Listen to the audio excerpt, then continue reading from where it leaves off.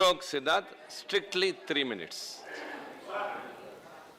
तो 5 minute sir. No, please. दलितों के साथ ही क्यों अन्याय हो रहा है सर? सर दलितों के साथ ही अन्याय सर क्या?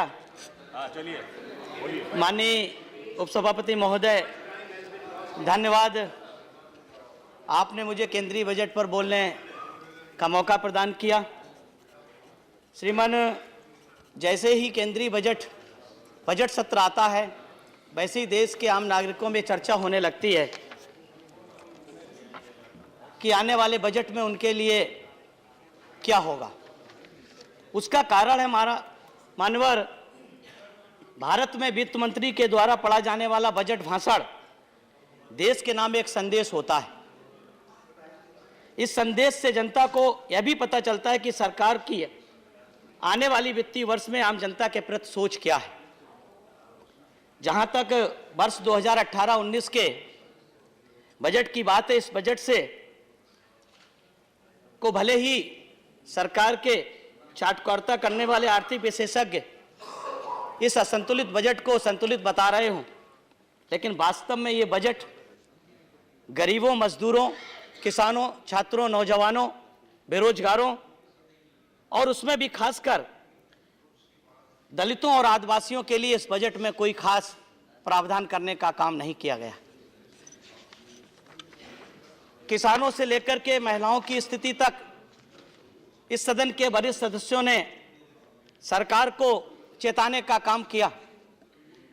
मैं उन बातों को दोबारा दोहराकर सदन का समय बर्बाद नहीं करना चाहता हूं।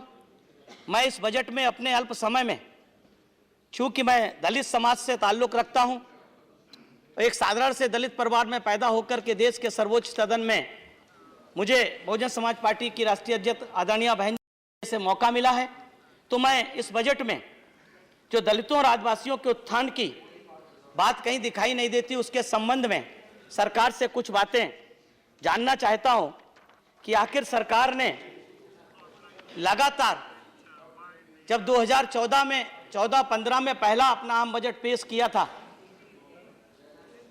तो बीजेपी की नेतृत्व वाली एनडीए सरकार ने उस बजट में दलितों के लिए, एससी के लिए 2.8% बजट का प्रावधान रखा था। लेकिन इस बजट में 4 साल गुजरने के बाद अपने आखिरी बजट में 2.32% घट करके रह गया।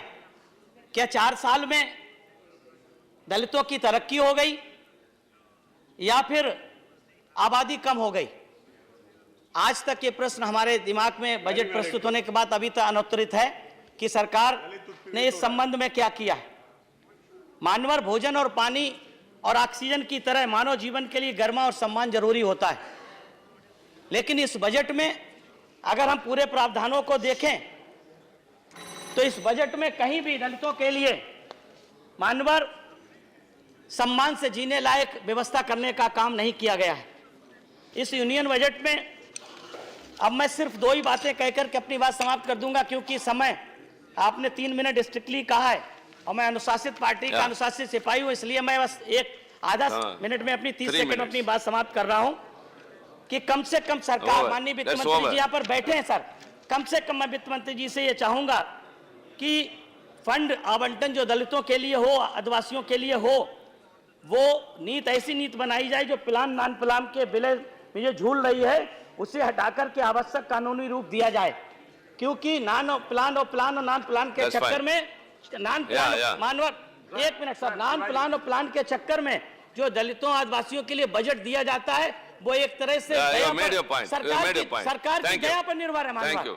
तो सरकार की दया पर निर्भर ना होकर के दलितों आदिवासियों के लिए सर इस बजट में समुचित व्यवस्था प्रदान करने का, क्योंकि सरकार में जो दलित समाज के लोग भी मंत्री और बैठे हो, वो भी सोचे कि आज अगर विपक्ष के साथ ऐसा हो रहा तो उनमें जो लोग बैठे उनके साथ भी पूरे समाज के साथ ये सरकार क्या करने जा रही है, उनकी अपनी आंखें उन्हें खोल लेनी चाहिए। मैं इसी के साथ अपनी बात समाप्त करता हूं। धन्यवाद।